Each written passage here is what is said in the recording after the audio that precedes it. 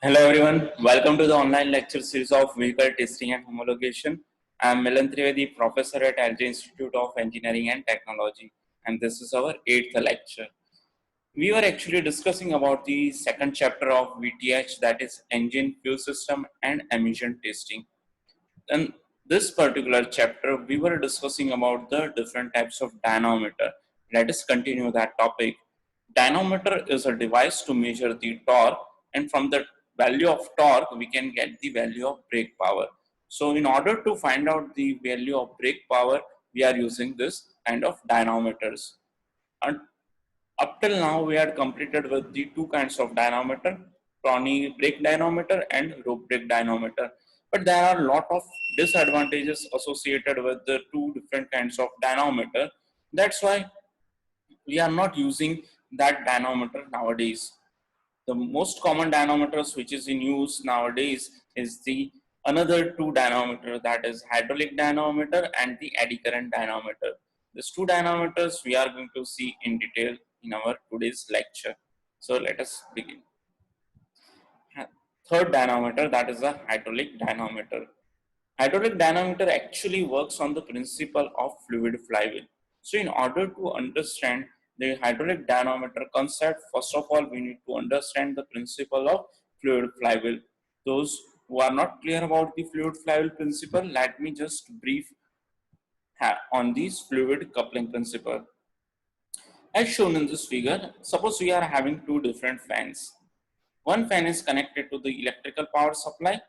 Near to that, we are keeping some another fan which is not connected. Now, what will happen when we start the first fan? When we starting the first fan, due to the movement of the air particles, it will try to rotate the fan which is not connected even, right? It will try to rotate this second fan, although it is not connected to the power supply, then also it will rotate. So this is the principle of the fluid flywheel. Here also it is animated that one source is rotating, but due to the movement of this air particle, another member is also rotating. Although it is not connected, then also it will rotate. This fluid flywheel we are using in the automobile also, right? But right now we are using the concept of this fluid flywheel in order to understand the principle of hydraulic dynamometer. I hope the concept of fluid flywheel is clear. Once it is clear, then we can move to the hydraulic dynamometer construction part. As per our practice, first of all, we will understand the construction of hydraulic dynamometer, then we will understand the working principle of it. Okay. So let us start with the construction part. First of all, we are having the engine shaft. There will be certain modification in the engine shaft. Engine shaft is mounted with one rotor. Right, this red colored portion is the rotor part. We are mounting on the engine shaft. As well as this rotor is provided with semicircular grooves. If you see, then we are having the semicircular grooves. This is a cross section of this hydraulic dynamometer. But when you observe that from the side view, that is having a total circular section. Okay, so this is all about the rotor part. Now this entire rotor is housed under the stator part. We are having stator above the rotor. Okay. In the stator also we are having this semicircular cavities or grooves. We are purposefully this kind of semicircular groove in the stator as well as rotor part. Now engine shaft is attached to the tachometer. Tachometer is a device to measure the speed or the RPM of the engine. Why it is required? Because our ultimate goal is to find out the brake power. Brake power is nothing but it is equal to 2 pi nt. We require the value of torque and RPM. RPM we can measure easily with the help of tachometer. Okay. Apart from that, stator is attached with one torque arm which is attached with torque meter. What this torque arm is doing, torque arm is not allowing stator to move. But if stator is receiving some force, then that force will be indicating on this torque meter. Still, if it's not clear, I will try to explain with some other view also. Apart from that, we are having one circulation of water. Water will be allowed to circulate from top section, which will pass through this whole circular section which is created in between rotor and the stator. It will pass through this cavity region and it will be drained back into the reservoir. Same water will be circulated again and again, right? That is one reason for the circulation of this water, and that is only playing a key role to find out the torque. Okay, let us understand the working principle now.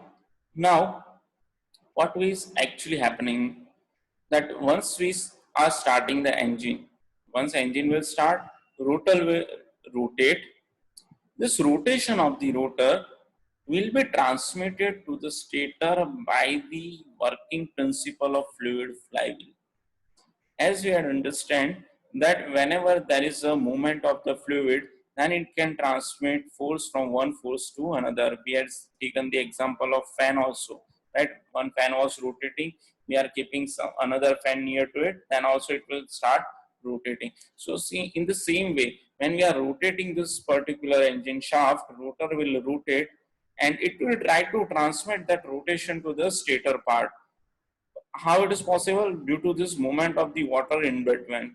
Water as a fluid will try to transmit that particular rotation. But yes, stator, obviously it is stationary. It won't rotate because it is attached to this torque arm, but it will have some force on it. That force would be indicated in this torque meter. That is important for us. We actually require this measurement of the force, right? And the other parameter I had used is the constant circulation of water. It is required because water which is received inside, that is receiving tremendous amount of heat from the rotor. It is transmitting a force from rotor to the stator, so in between excessive heat would be generated. So water, if it is not circulate at constant rate, then obviously there will be a evaporation of the water, right? So that's why we need to have a constant supply of water. Let us still understand the concept in detail. This is a 3D view. This red color portion is a dynamometer. We have taken the cut section of it, inside which silver color section is the rotor part. Red color portion is the stator part. I'm sorry. Red color is the stator. Inside which silver color, that is a rotor part. Stator, if you see, it is attached with torque arm, which is indicating having weigh scale, which is indicating the reading. Inside the rotor, the central groove is provided to attach the engine shaft. Engine shaft can be attached on this. Apart from that, we are having two different water connections. One is supplying the water, another will be receiving the water. Now what will happen when we supply the water? You will see the droplet of water over here. It will move along this whole circular section, or it can be have this kind of section also. It will rotate in this particular section. The temperature of this water will be increased.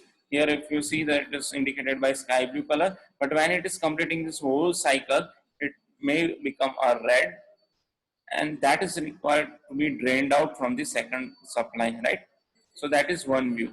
But in between, this water is actually transmitting its force from this rotor part to the stator part. The stator part will also try to rotate, but as it is attached with this torque arm, that stator won't rotate, but it will indicate certain value. If you observe here carefully, it is indicating certain values, right? But it will indicate perfect value only when the entire cavity of this stator rotor assembly is filled with water. So we need to fill water entirely in this particular region, right? Once it is filled completely, then we need to observe the maximum reading of this torque meter, right? That is the indicating value of this torque which is available with the engine shaft. So here no excessive amount of heat is generated, no internal friction is there. That's why we are using the hydraulic dynamometer nowadays. Okay. This is the working principle of hydraulic dynamometer. Now let us understand the last category of dynamometer, that is a eddy current dynamometer. Eddy current dynamometer, as the name suggests, we are using the eddy current, right? But first of all, we need to understand how the eddy currents are generated, because this eddy current itself is the driving member or the main part of our dynamometer. Okay, so we need to understand what is eddy current. Let us understand with the help of this example, then we will go to the dynamometer part. Here we are having one coil which is supplied with voltage, so obviously current will be flowing, right?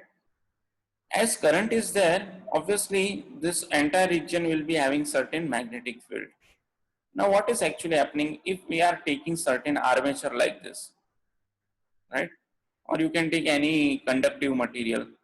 If we try to cut that magnetic field, right? If we are moving this particular armature across the coil region, so that's why we are cutting the magnetic field. Then due to the effect of that cutting of magnetic field, eddy currents will be generated in the armature region, right? This is how the eddy currents are produced. Okay, once the concept of this eddy current production is clear, I hope you can understand the working principle of dynamometer as well. So let us understand how does it operate. First of all, we are having engine shaft. Engine shaft is mounted on with gear, through which you can measure the speed of the engine, or if you don't want to use this, you can simply attach tachometer over here, or you can have a non-contact type of tachometer to measure the speed of the engine, right? But the purpose is to have the value of RPM of the engine, right? The end part of this engine is attached with induction disc. Induction disc is again covered under the stator assembly. In the stator assembly, we are having electromagnets, right? Electromagnets is supplied with the electricity, so obviously there will be a magnetic field in between. Now same way, if we rotate the induction disc, then obviously what will happen, it will cut the magnetic field, and we had already seen that whenever we cut the magnetic field, then obviously the eddy currents will be produced. So there will be the generation of eddy currents inside this induction disc, right? Up till now this is clear. Now once this eddy currents are generated, then they are causing one problem. What they will try to do is, they will try to stop the source from which it is generated. They will try to stop the source from which it is generated. So they will try to resist the magnetic field which was generated on, and on resisting that, the RPM of disk will get lowered, but it will try to transmit that force to the stator part, right? But stator is attached with this kind of torque arms, so that stator won't move, but it will have some force, right? The amount of force in that is noted with the help of different kind of sensor. Here we are using strain gauge, right? Apart from that, you can have a simple weight balance also in order to get the value of force, right? So the amount of force is actually having a direct connection with the amount of torque which is generated, right? But here also there is one problem similar to that of Tony brake and rope brake. Whenever this eddy current tries to stop the source, that is magnetic field, right? That's own RPM becomes zero. At that time, excessive heat is generated. So some of the times we are also supplying this with the water cooling system, right? Let us still understand with the cross-sectional view. Here we are having engine, we are attaching tachometer which will measure the RPM. Along with that, this overall housing. Inside housing, we are having rotor which will rotate. On above rotor, we are having this stator assembly which is connected with torque arm. So this torque arm will not allow stator to move, but stator is having electromagnets, so magnetic field is there in between. Whenever we rotate the engine, this rotor will have a eddy current because that is cutting the magnetic field, and that eddy current will try to rotate the stator part and it will lose its own RPM. But when that RPM becomes zero, we need to take the reading of that, which is indicating the value of torque which is available with the engine shaft, right? That's all about this dynamometers. Now let me just take one small topic. We are ending up with the dynamometer. Now let me just take one small topic, the different types of powers which is available with the engine. We already understand the measurement of brake power, that is the power which is available with the engine shaft. Apart from that, we are having two different powers. That is, first one is indicated power. Indicated power is actually the power which is actually available, the first power. It can be easily find out with the alpha formula PMLANK divided by 60, right?